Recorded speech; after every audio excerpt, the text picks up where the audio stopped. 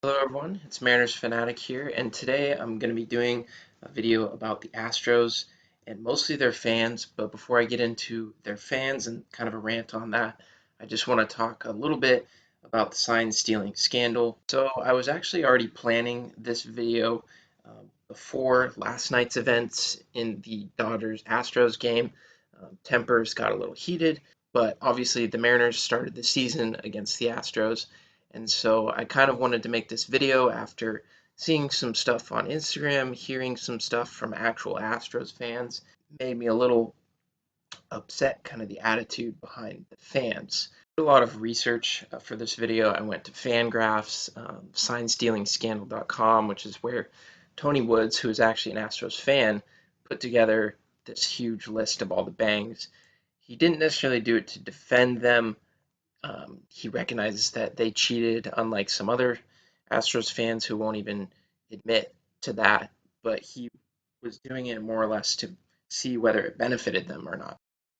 You can go look at these websites and do the research a little bit yourself. There's a lot of data, and so I'm not going to be able to show everything that would help, kind of make sense of it all and whether they benefited or not.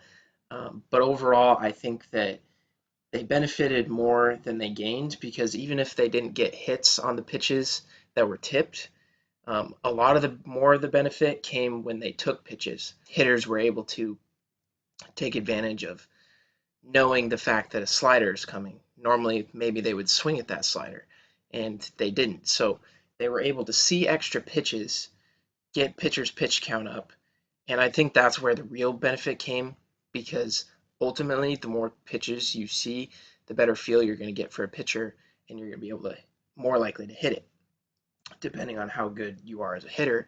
And a lot of these hitters, like Correa, Bregman, Springer, they are good hitters. So the more pitches they're going to see, the more likely they're going to hit the ball, whether you have the bang or not. That's just kind of my opinion on the data. It's kind of inconclusive whether some aspects helped them or actually hurt them. But overall, I think the fact that they were able to know what was coming helped them in general in a mental sense. But that's just from playing baseball. That's just my opinion. The data and read reports and stuff. There's kind of the list of how many bangs each player saw, and two of the biggest offenders are no longer with the team, Marwin Gonzalez and Jake Marisnick. And since 2017, their careers they're not over, and they haven't necessarily they're not bad players, but in general, their success has been much less than when they were with the 2017 Astros. Jose Altuve, he is among the least defenders. I still think both him and AJ Hinch, the manager, had a responsibility to speak up if they didn't want it happening. Over the course of the season, Jose Altuve only had like 20, a little over 20 bangs in comparison to Marwin Gonzalez, who heard the most bangs. It was like 140, I think.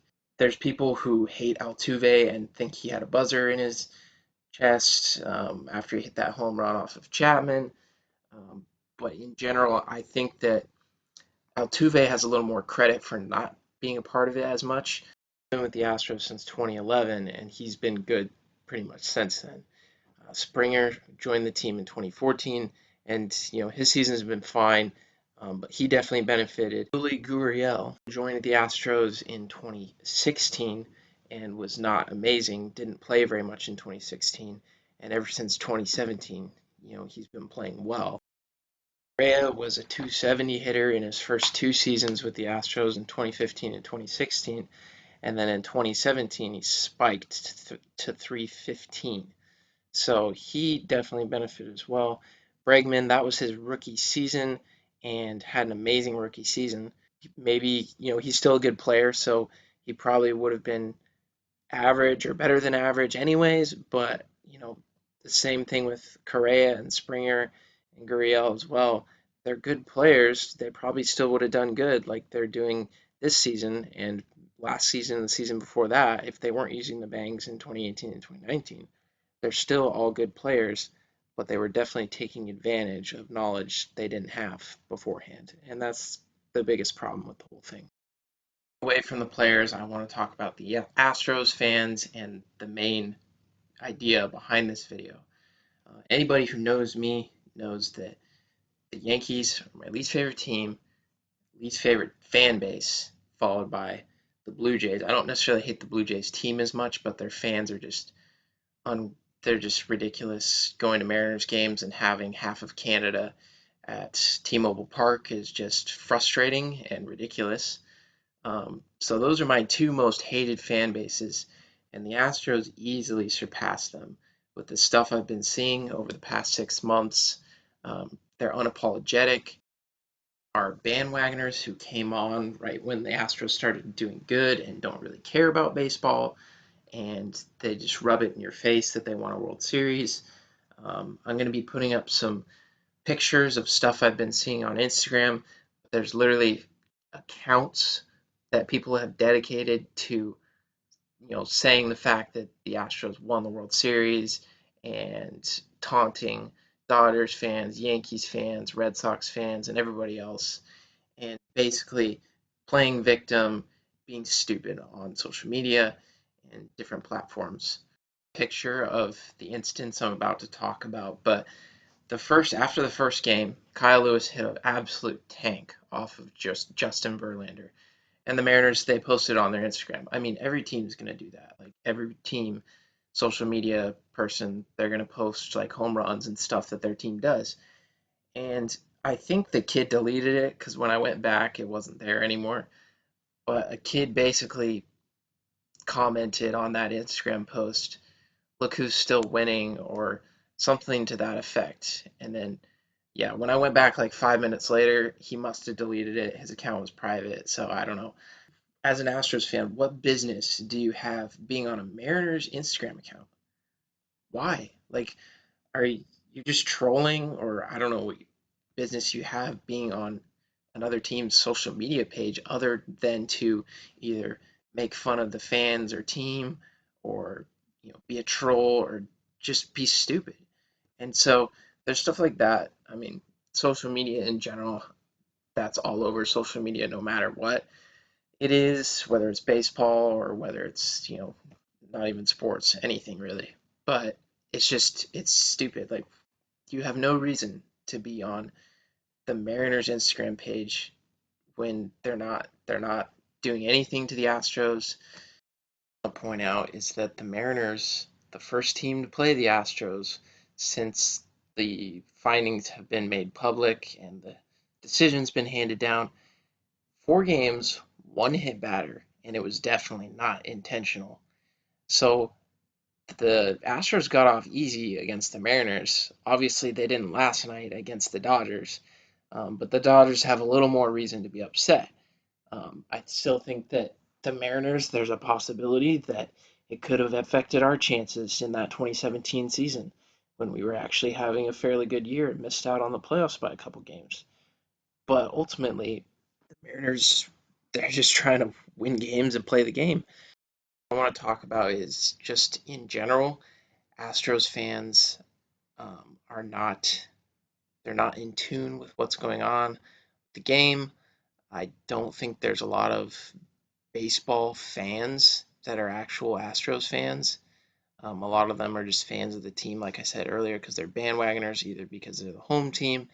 Um, but I'm in Texas right now, and I was talking to someone, and they were like, "Oh, how's your guys' team this year?" And if you know baseball at all, you know the Mariners are not good. And it pains me to say that, but that's the truth.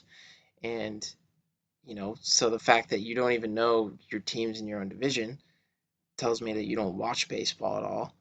And then a comment about, "Oh, well, we sure knew how to use a trash can. Too bad they found us out," or something like it was kind of to that effect.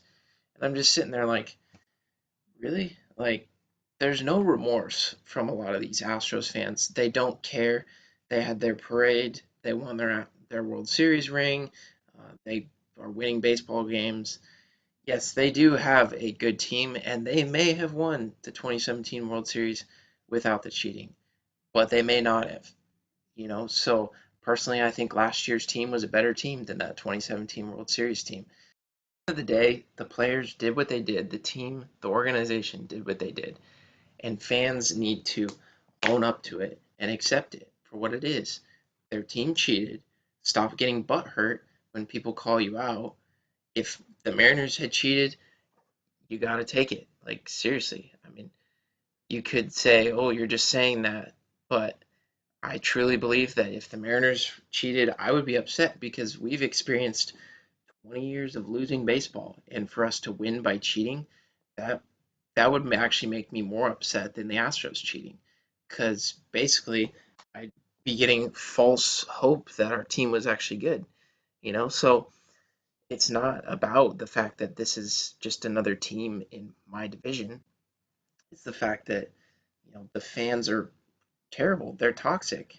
They don't care about their team really.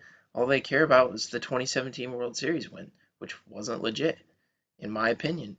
And I know a lot of people don't agree with that, but that's the truth of the matter. And ultimately, there probably won't be any Astros fans that come across this video, but if there are, that's just another reason to call them toxic. Because why are you searching up this, video title? You have no business being on this video if you're an Astros fan. So if somehow blows up at all, Astros fans, you're toxic. And at the end of the day, I may be biased as a Mariners fan, but you're toxic, and you guys need to learn how to win the right way and accept when you're wrong. Well, I'm gonna end the video there, guys. It's a little more controversial, emotional type video, a little ranty, but I just kind of had to get this video out here. I don't appreciate how the Astros fans are handling the situation. Tony Woods, or Tony Adams, the guy who put together the whole spreadsheet, um, you know, I don't know if he was doing it for the right reasons or the wrong reasons, but I'm glad he did it anyways so that we can see the data. But ultimately, I think the Astros fans are the worst. And that's going to be the video, guys. Mariners Fanatic, and I'll see you guys later.